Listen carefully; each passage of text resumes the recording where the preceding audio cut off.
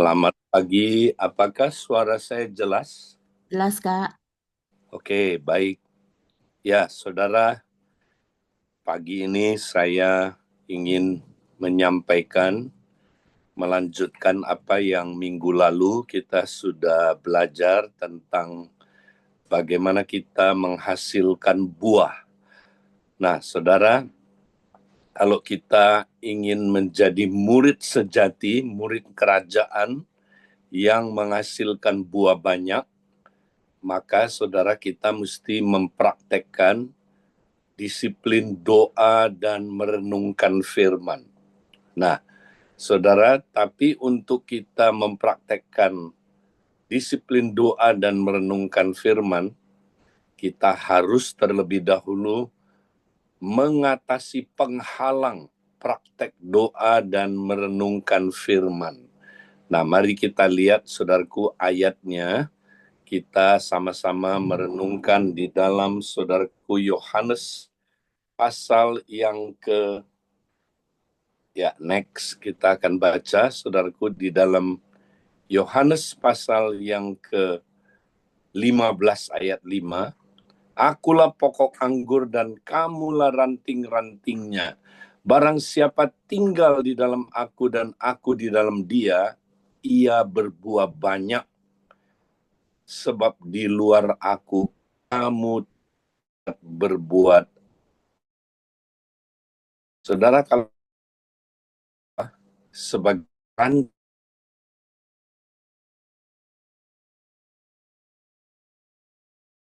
bukan tinggal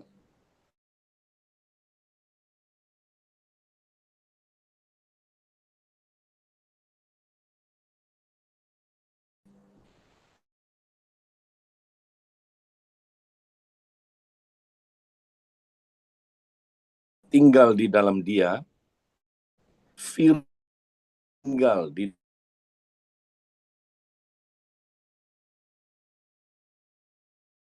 kita merenungkan firman, maka saudara, ini akan menyebabkan kita berbuah banyak. Jadi untuk berbuah banyak, saudara, kita melakukan dua hal yang menjadi bagian kita. Kita tinggal di dalam Kristus melalui doa, kemudian firman-Nya tinggal di dalam kita lewat merenungkan firman setiap hari, maka kita pasti akan berbuah banyak. Nah, saudara-saudara, jadi kita mesti, saudara, mempraktekkan bagaimana kita terus-menerus tinggal di dalam Kristus lewat yaitu tindakan berdoa. Nah, berdoa itu, saudara, bukanlah tindakan hanya sekali suatu event saja, tapi adalah sebuah gaya hidup. Kalau kita baca dalam 1 Tesalonika 5:17-18, tetaplah berdoa atau berdoalah senantiasa, mengucap syukur dalam segala hal, sebab itulah yang dikehendaki Allah di dalam Kristus Yesus bagi kamu. Nah, doa itu adalah sebuah gaya hidup, saudara, yang harus kita lakukan terus-menerus sepanjang hari itu. Nah, karena itu, saudara, kita harus memberikan waktu untuk kita terus-menerus berdoa. Karena lewat doalah kita terus berfellowship dengan Kristus. Kita terus tinggal dalam Kristus. Nah, bukan hanya itu, saudara. Next, kalau kita lihat berikutnya, kita juga, silakan. Nah, dikatakan dalam Mazmur 1, ayat 2 sampai ayat yang ketiga, tetapi yang kesukaannya ialah Taurat Tuhan, dan yang merenungkan Taurat itu siang dan malam. Ia seperti pohon yang ditanam di tepi aliran air, yang menghasilkan buahnya pada musimnya, dan yang tidak layu daunnya. Apa saja yang diperbuatnya berhasil. Nah, saudara, kalau Alkitab berkata, saudara, ya, kalau kita, saudara, merenungkan firman Tuhan siang dan malam, ya, karena kita menjadikan Taurat Tuhan kesukaan kita. Saudara, kalau kita terus-menerus merenungkan firman Tuhan, karena kesukaan kita ialah Taurat Tuhan, maka kita pasti akan seperti pohon yang ditanam di tepi aliran air yang menghasilkan buah. Ya, kita tidak usah ngeden, saudara, menghasilkan buah. Otomatis kita menghasilkan buah. Kenapa? Karena, saudara, kita merenungkan Taurat itu siang dan malam. Ya, dan pasti kita menjadi seperti pohon yang menghasilkan buah, ya, pada musimnya, tidak layu daunnya, dan apa saja yang diperbuat berhasil. Nah, saudara, ini penting sekali, saudara. Ya, jadi, saudara, kita mesti terus-menerus merenungkan firman. Sekali lagi, merenungkan firman itu bukan sekedar suatu event, tapi adalah sebuah gaya hidup. Ya, nah, makanya, saudara, kita mesti spend time, harus ada waktu di mana kita merenungkan firman, dan kita juga terus-menerus merenungkan firman. Nah, saudara, untuk melakukan terus-menerus berdoa, terus-menerus merenungkan firman, kita perlu memberi waktu untuk itu. Nah, apa, saudaraku, yang menjadi tantangan, ya, penghalang di akhir zaman untuk kita berdoa dan merenungkan firman Tuhan? Nah, mari, saudara, kita mau perdalam apa yang menjadi penghalang doa di akhir zaman. Next, saudara. Nah, ada sebuah ayat yang saudara Petrus sampaikan. Ini merupakan, saudaraku, sebuah nubuatan, ya, tentang akhir zaman, saudara. Nah, mari kita lihat, saudaraku, di dalam 1 Petrus 4 ayat 7. Kesudahan segala sesuatu sudah dekat. Ya, akhir artinya, ya, hari kiamat sudah dekat. Ya, kesudahan segala sesuatu sudah dekat.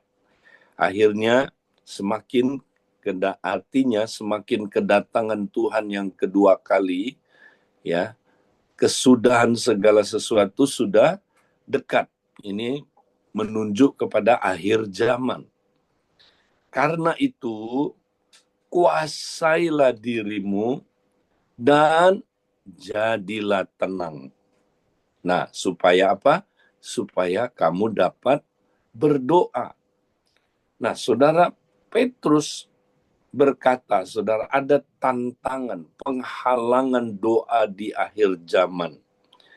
Ya. Nah, saudara, ada banyak orang tidak dapat berdoa nanti di akhir zaman, saudara. Nah, berdoa di sini adalah proseuchomai. Bahasa Yunaninya artinya berdoa dengan tekun dan sungguh-sungguh. Ya. Nah, diantaranya 1 Tesalonika 5 ayat 17 tadi. Ya. Kemudian Wahyu 5 ayat 6 sampai 14. Wahyu 5 ini bicara tentang gereja akhir zaman, saudara. Gereja akhir zaman itu gereja yang doanya menghasilkan revival, ya, sebagai kemenyan doanya, saudara. Ya, dan doa itu ketika ya, seperti apa, saudaraku, asap kemenyan yang dilempar ke bumi dan menghasilkan revival yang dahsyat sekali, saudara. Nah, itulah proseuchomai. Proseuomai artinya berdoa dengan tekun dan sungguh-sungguh, saudara.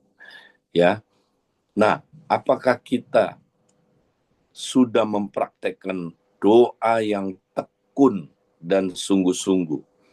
Ya, kita seringkali, saudaraku, berdoa tapi nggak tekun.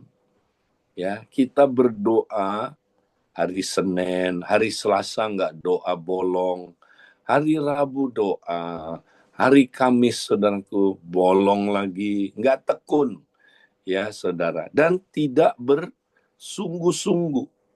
Tuhan mau kita berdoa sungguh-sungguh, doa yang kayak begini, saudara, yang akan saudara mengubah hidup kita, menghasilkan buah, dan juga saudaraku memberi impact yang dahsyat, saudaraku, ya. Nah, tapi untuk Perseuomai, ya saudara, ada tantangannya. Nah, saudara, apa tantangannya, saudara?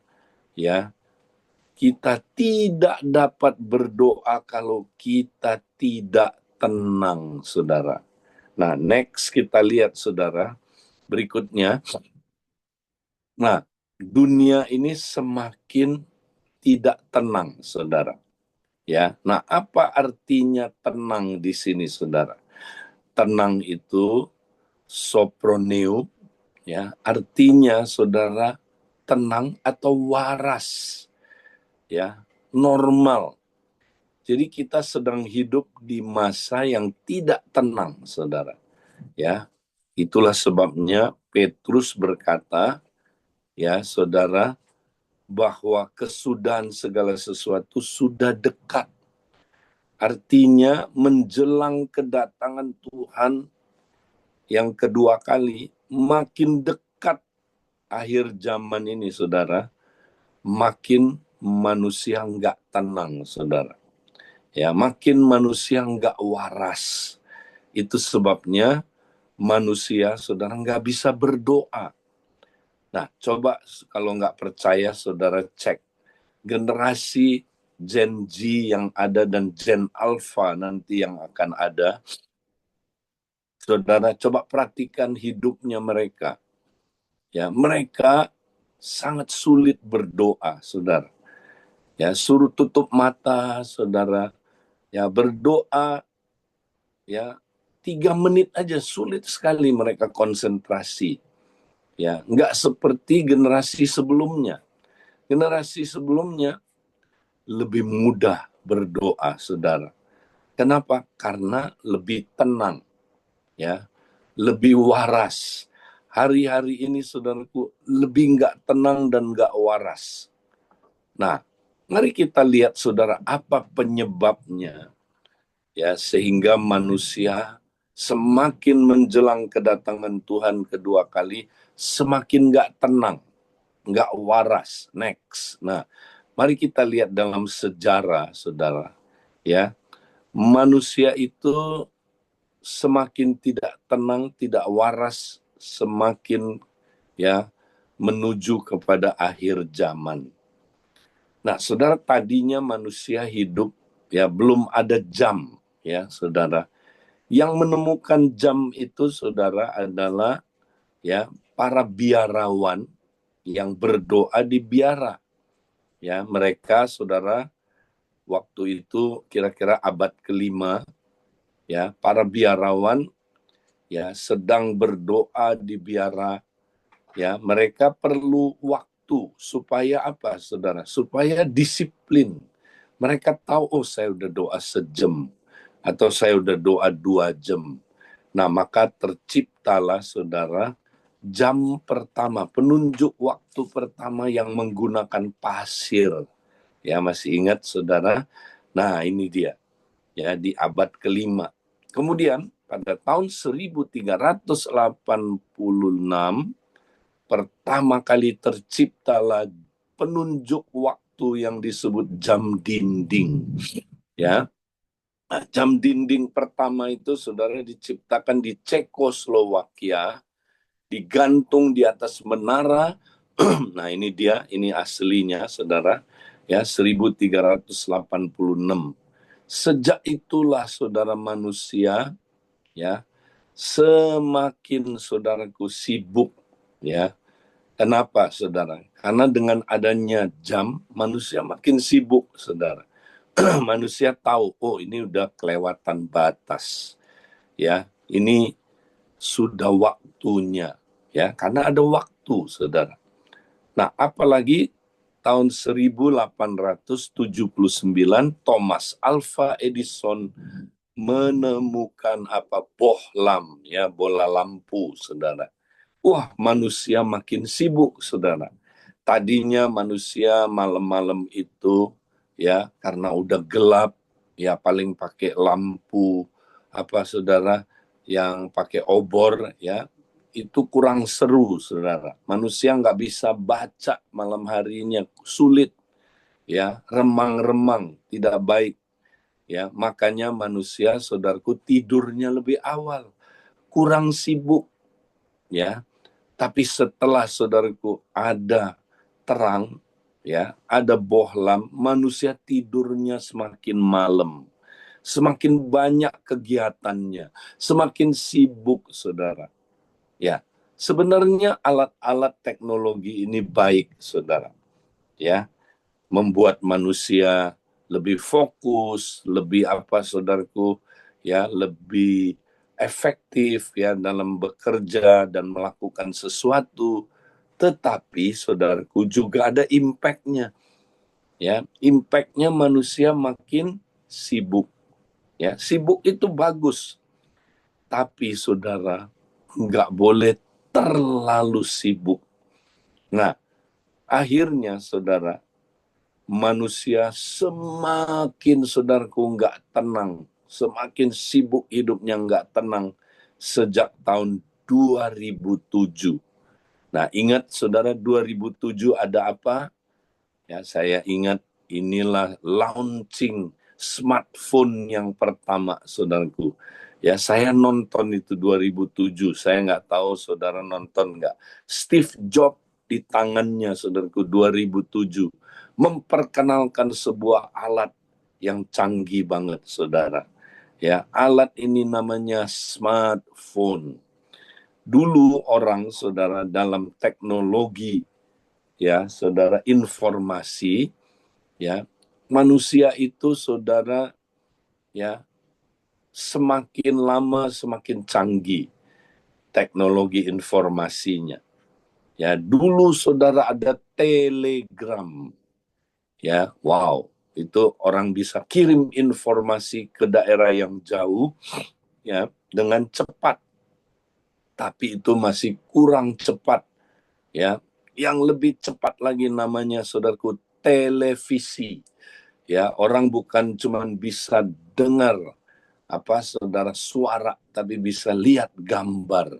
Wow, ya televisi, kirim berita cepat sekali saudara. Ya, tapi televisi pun saudara orang mesti datengin alatnya. Ya, karena alatnya saudaraku besar. Ya, televisi. Ya, makanya orang untuk melihat informasi perlu nongkrong di satu tempat.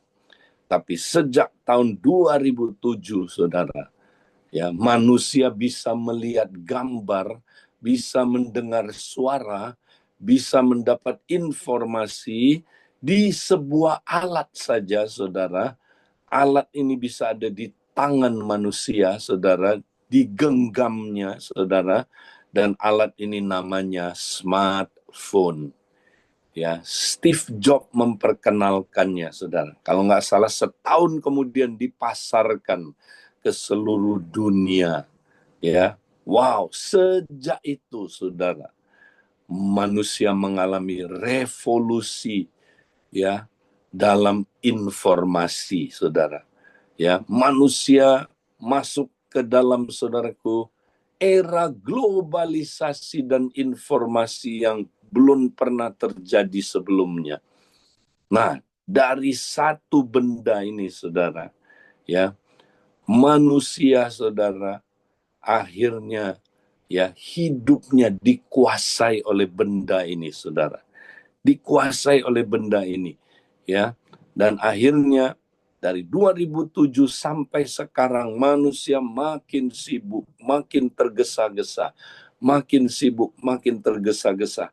Kenapa, saudara?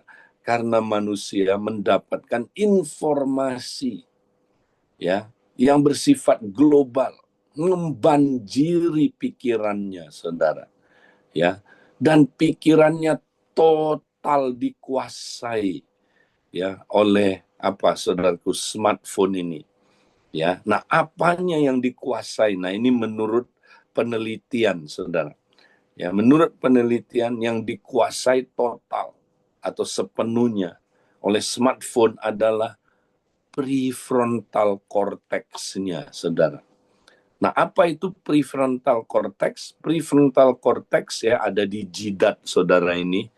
Ya, hanya manusia yang punya jidat nong-nong.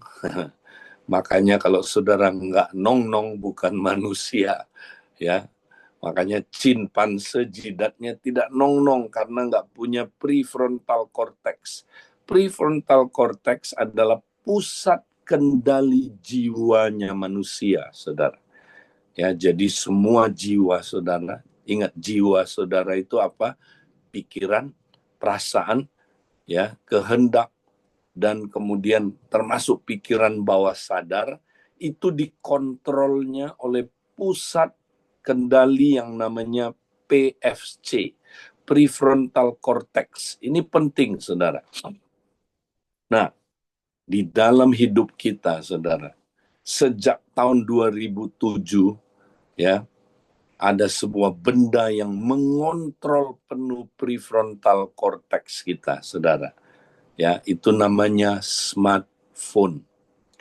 Nah, saudara, kalau kita dikuasai oleh prefrontal cortex, kita dikuasai sepenuhnya oleh smartphone, maka jiwa kita ya dikuasai oleh benda ini, saudara. Nah, kalau informasi yang kita dapat, informasi yang duniawi, ya, maka jiwa kita duniawi, saudara.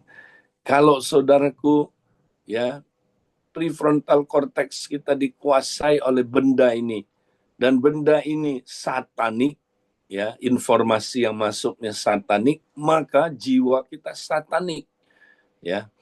Kalau informasi yang masuk, saudaraku, ya, adalah saudara informasi yang menipu kita, maka jiwa kita tertipu, ya.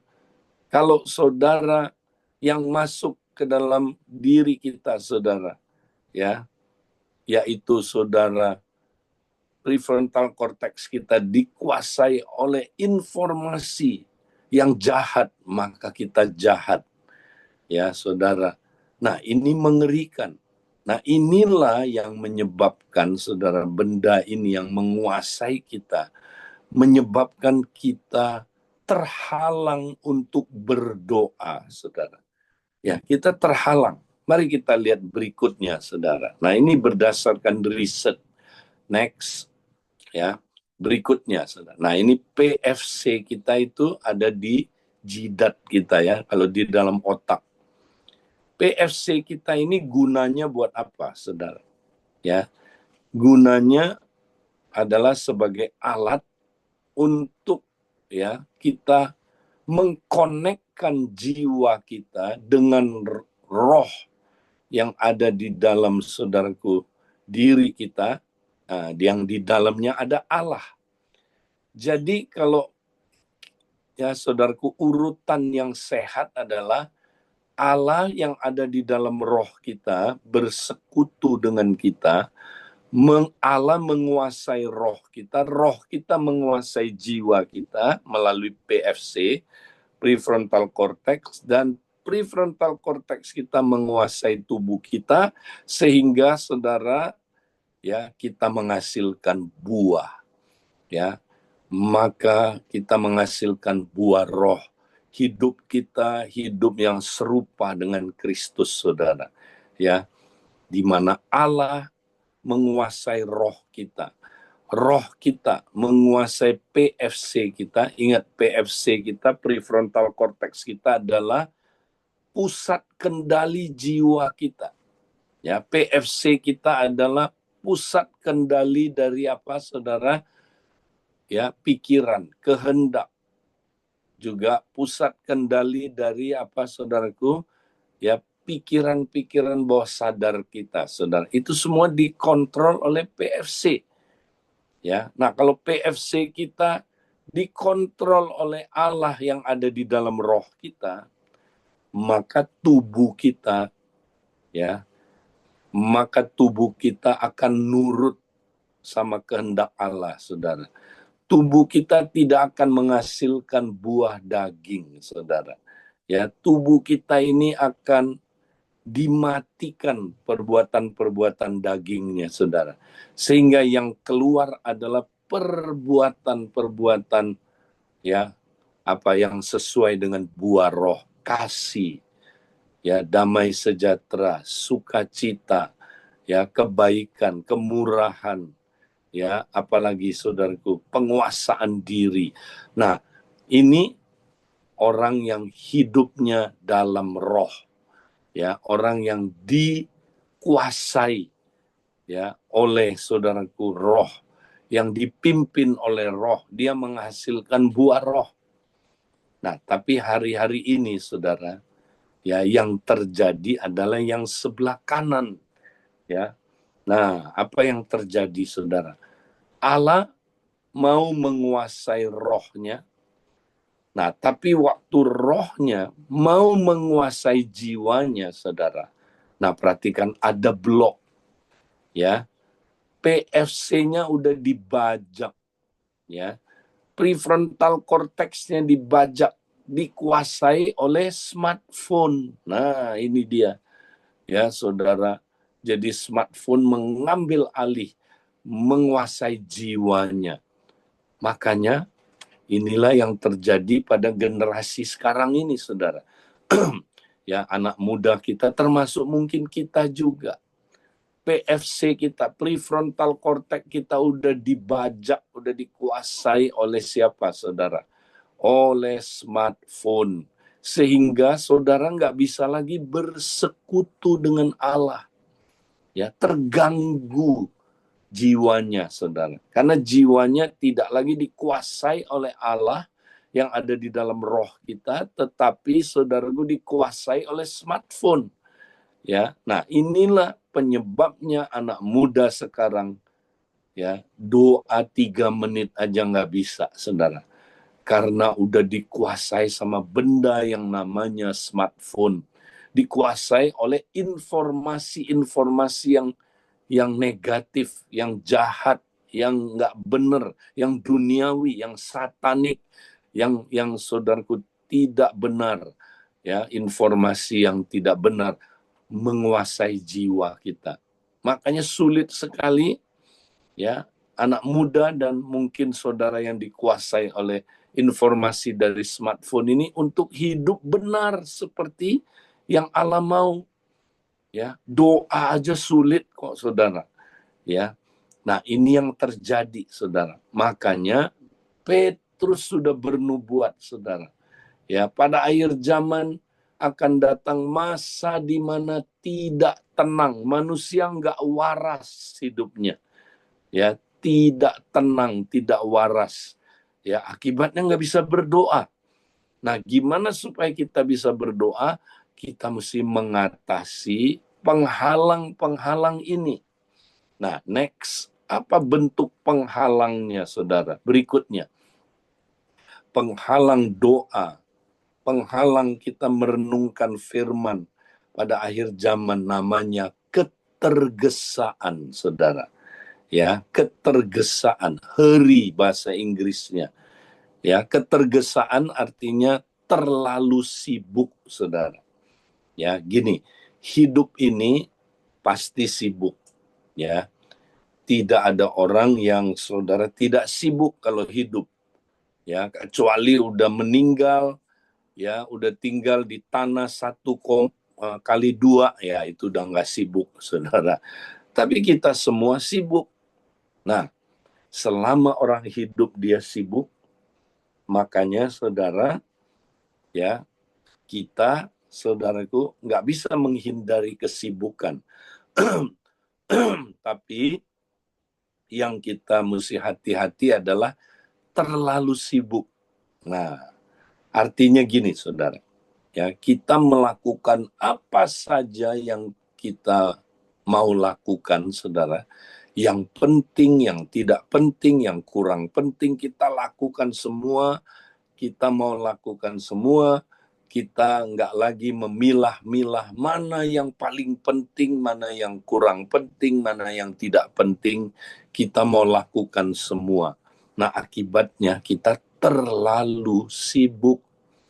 Nah, sebelum ada smartphone, saudara, ya, manusia ya nggak hidup dalam ketergesaan seperti sekarang, ya. Tapi karena di tangan kita ada benda, saudara, yang kita genggam ini, kita bisa menerima informasi global seluruh dunia, ya, dalam waktu detik, ya, dan kita, saudaraku, bisa terima informasi-informasi itu yang membanjiri prefrontal cortex kita, saudara, ya, yang menguasai prefrontal cortex kita, ya. Nah, ini yang menyebabkan hidup kita semakin gak tenang, makin tergesa-gesa, karena saya mesti lakukan ini, saya mesti lakukan itu, saya mesti begini, saya mesti begitu, ya. Nah, ini impact jeleknya dari teknologi informasi ini, saudara. Ya, ini adalah saudaraku, ya, ini dampak negatifnya, saudara. Nah, akibatnya manusia hidup terlalu sibuk. Ingat, saudara, ya, kita punya kapasitas yang saudara, ya, yang terbatas. Tubuh kita punya batas, saudara. Dia kayak mesin. Kalau saudara, dipaksa terus mesin itu bekerja terus di luar kapasitasnya, nanti mesin itu pecah, rusak, hancur, ya. Nah, jiwa kita punya kapasitas terbatas, saudara. Ya, jadi saudara, kalau kita nggak hati-hati, saudara, jiwa kita bisa saudara? Bisa burn out. Ya, kalau kita paksakan terlalu sibuk ini, saudara. Ya, maka nanti jiwa kita hancur, saudara. Jiwa kita rusak. Nah, inilah yang terjadi pada anak muda sekarang. Makanya mereka jadi generasi strawberry, saudara. Yang nggak kuat menghadapi tekanan, saudara. Karena tekanannya, ya, terlalu besar, karena informasi yang masuk ke dalam diri mereka, ya, beda dengan generasi sebelum-sebelumnya, saudara. Ya, nanti kita lihat lebih lanjut, saudara, berdasarkan data. Jadi ketergesaan, terlalu sibuk, menguasai banyak, ini adalah tantangannya untuk kita bertumbuh secara rohani. Dallas Willard, ya, ini seorang hamba Tuhan yang saya sangat kagumi karena saudara, beliau mengajarkan tentang kingdom discipleship, pemuritan dalam kerajaan Allah yang luar biasa. Nah, sebentar ya, saudara. Nah, kita lanjut. Beliau berkata begini, saudara. Ketergesaan adalah musuh besar kerohanian kita pada masa kini. Ya, jadi musuh kita yang besar, ya, dalam masa kini, masa zaman modern ini, untuk bertumbuh adalah ketergesaan, saudara. Ya, jadi kalau kita mau bertumbuh, Anda harus mengeliminasi ketergesaan dengan tegas, dengan keras dari hidup Anda. You have to be ruthlessly eliminate hurry. Ya, jadi hurry, ketergesaan, adalah musuh terbesar kita yang menyebabkan kita, saudara, nggak bisa bertumbuh. secara rohani di era globalisasi, di era zaman modern ini, saudara. Ya, kita nggak mungkin bisa tumbuh kalau kita nggak mengeliminasi ketergesaan. Ya, karena ini musuh kita yang terbesar. Carl Jung, ya, ini Carl Jung, psikolog, penemu, ya, saudara, kepribadian yang introvert dan kemudian ekstrovert. Carl Jung bilang begini, saudara, ketergesaan bukanlah dari setan, tetapi ketergesaan itulah setan. Wih, ya, ketergesaan itu, saudara, paling bahaya, yaitu kayak setan istilahnya. Karena itulah setannya buat kita, saudara. Jadi kita sering, saudaraku, nggak sadar setan udah menguasai kita, saudara. Ya, yaitu ketergesaan. Tapi kita nggak sadar. Ini musuh terbesar kita, saudara. Kalau kita mau bertumbuh, saudara, kita harus menyingkirkan ketergesaan ini. Yesus bernubuat tentang hal ini, saudara. Lukas 21, next kita baca ayat 34 sampai 30 6. Nah, di sini dikatakan, ini Yesus ngomong sama murid-muridnya, ya, saudara. Dia ngomong sama murid-muridnya, jagalah dirimu supaya kamu jangan syarat oleh pesta pora dan kemabukan serta kepentingan-kepentingan duniawi, dan supaya hari Tuhan jangan tiba-tiba jatuh ke atas dirimu seperti suatu jerat, sebab ia akan menimpa semua penduduk di bumi ini. Berjaga-jagalah senantiasa sambil berdoa, supaya kamu beroleh kekuatan untuk luput dari semua yang akan terjadi itu, dan supaya kamu tahan berdiri di hadapan Anak Manusia. Nah, Yesus udah bernubuat, saudara, berkata, ya, nanti waktu dia datang, banyak orang nggak tahan berdiri di hadapan Anak Manusia. Ya, karena, saudaraku, ya, dia tiba-tiba akan, saudaraku, mengalami jerat, ya, di mana, saudaraku, waktu dia datang, saudara, ada masa yang, saudaraku, begitu berbahaya, ya, dan dia nggak siap karena dia nggak kuat menghadapi tantangan akhir zaman itu, saudara. Tantangan, goncangan yang akan datang, saudaraku, ya, dia nggak siap, ya. Nah, orang yang siap adalah orang yang berdoa senantiasa, saudara. Karena kalau dia berjaga-jaga dan berdoa senantiasa, dia siap menantikan kedatangan Tuhan yang kedua kali itu, saudara. Nah, tapi ada orang Kristen nanti nggak bisa berdoa, saudara. Ya, kenapa? Karena dia, saudara, udah kena 3 hal ini. Ya, Yesus bilang, jagalah dirimu supaya hatimu jangan syarat. Syarat artinya penuh. Penuh dengan berapa? 3 hal ini. Pertama, pesta pora. Nah, ini hedonisme, saudara. Jadi ada orang Kristen yang hedon, hidup untuk nafsunya, saudara. Dia hidup untuk makan, bukan makan untuk hidup. Ya, dia, saudaraku, hidup untuk apa? Saudaraku, bersenang-senang, hedon, saudara. Ya, hidup untuk jalan-jalan terus, hedon, saudara. Ya, hidup untuk menikmati nafsunya, itu hedonisme. Ya, kedua, mabuk, saudara. Nah, ini apa? Addiction. Makanya banyak orang Kristen Yesus sudah ramalkan di akhir zaman kena addiction, saudara.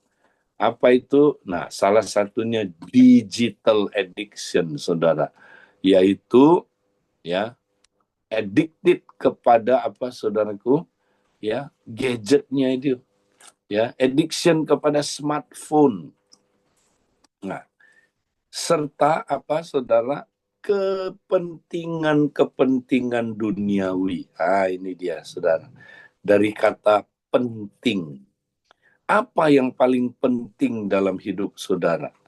Ya, kalau yang paling penting dalam hidup saudara adalah hal-hal duniawi, kalau yang paling penting dalam hidup saudara adalah uang, kalau yang paling penting dalam hidup saudara adalah saudara, kesuksesan, yang paling penting dalam hidup saudara adalah saudara, uang tadi itu, saudara akan mati-matian mencari terlebih dahulu uang dan ketenaran dan kesuksesan, daripada saudara mencari dahulu kerajaan Allah dan kebenarannya. Apa yang paling penting dalam hidup saudara? Nah, itu yang saudara kejar nanti. Jadi Tuhan Yesus sudah ingetin kita, hati-hati. Kalau kita, saudara, terjebak ke dalam hedonisme ini, kemudian addiction tadi, dan hidup terikat oleh kepentingan-kepentingan duniawi, maka saudara nggak bisa siap menghadapi kedatangan Tuhan yang kedua kali. Karena saudara nggak bisa berdoa, nggak bisa berjaga-jaga. Orang yang saudara bisa menantikan kedatangan Tuhan adalah orang yang terus senantiasa berdoa. Ingat, senantiasa berdoa. Makanya saudara, kita mesti buang ketergesaan tadi itu. Karena makin banyak orang yang hidupnya tergesa-gesa oleh kepentingan-kepentingan duniawi. Pak Edi, saya lagi sibuk cari duit, nggak ada waktu berdoa, saudara. Semuanya tergesa-gesa. Nah, itu dia, saudara. Ketergesaan menyebabkan kita melakukan disiplin-disiplin rohani tergesa-gesa, doa tergesa-gesa, baca firman, merenungkan firman tergesa-gesa, kemudian makan aja tergesa-gesa, saudara, berfellowship dengan keluarga tergesa-gesa, ikut komsel tergesa-gesa, semua tergesa-gesa. Akibatnya, saudara, hancur hidup kita, dan kita akan menjadi dingin kasihnya, saudara. Kalau kita tergesa. Next, kita lihat sedikit lagi. Nah, ketergesaan selalu mengabaikan hubungan kasih, saudara. Karena bagaimana saudara bisa mengatakan saudara mengasihi Tuhan kalau saudara nggak pernah spend time, nggak pernah meluangkan waktu dengan Tuhan dengan berdoa. Bohong, saudara. Saudara mengasihi Tuhan? Apa buktinya? Love spelled quality time. Saudara, kalau saudara mengasihi Kristus, apa buktinya? Saudara beri waktu berdoa. Beri waktu terus-terusan connect sama dia. Beri waktu baca firman-Nya, saudara. Beri waktu renungkan firman-Nya. Karena love spelled quality time. Saudara mengasihi keluarga saudara? Saudara bilang, yes, pasti.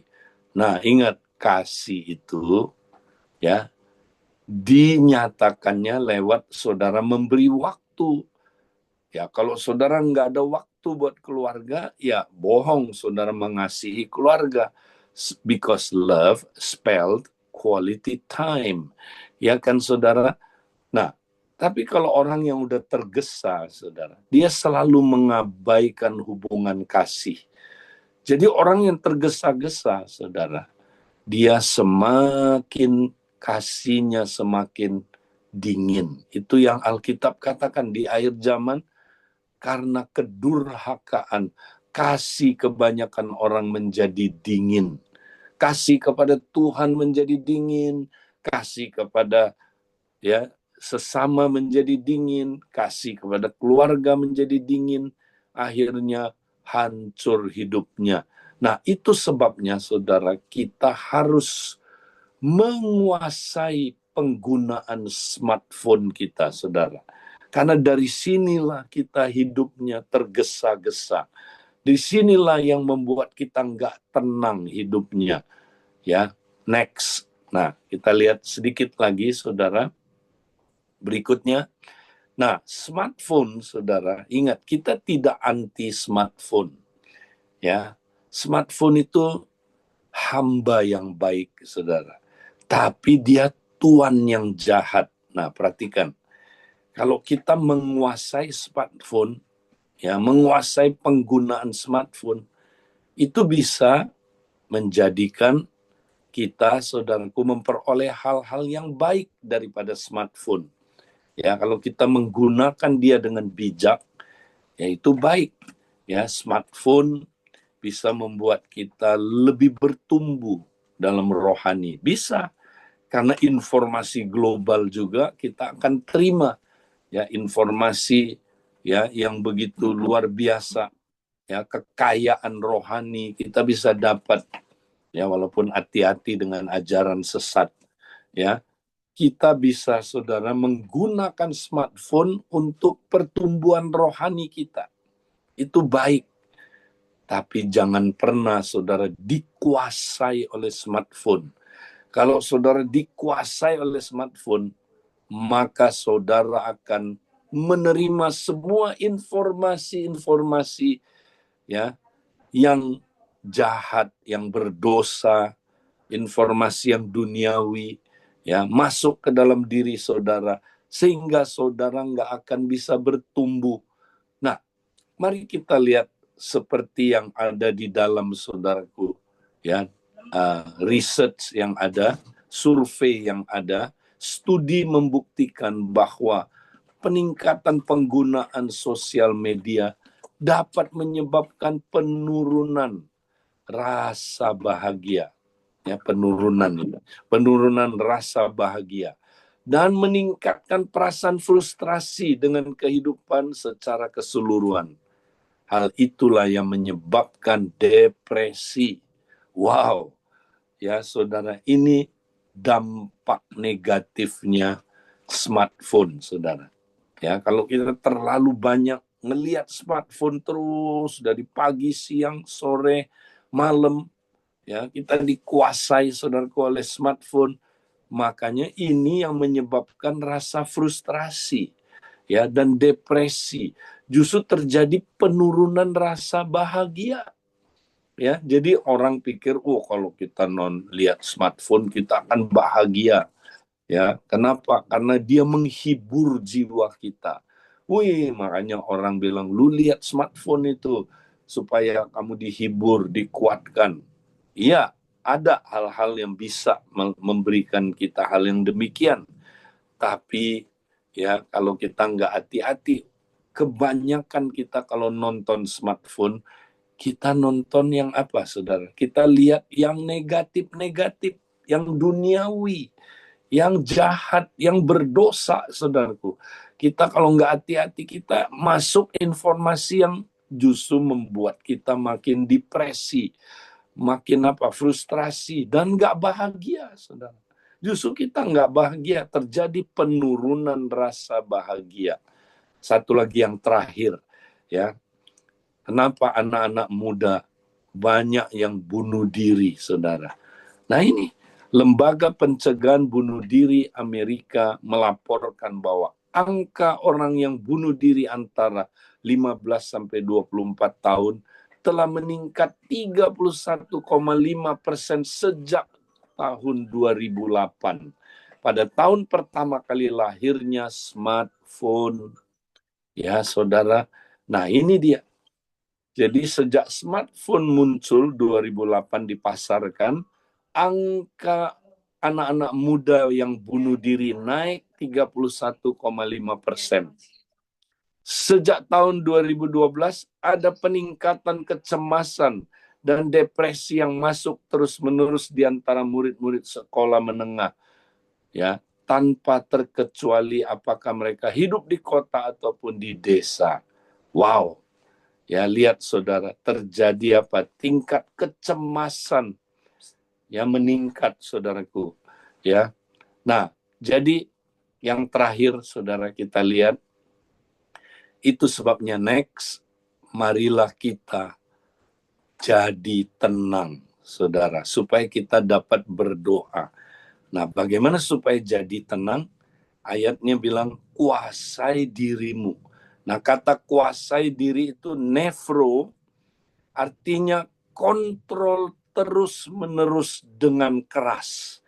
Ya, kita mesti kontrol diri kita terus-menerus dengan keras supaya kita tidak saudara, dikuasai oleh smartphone, tapi kita menguasai smartphone.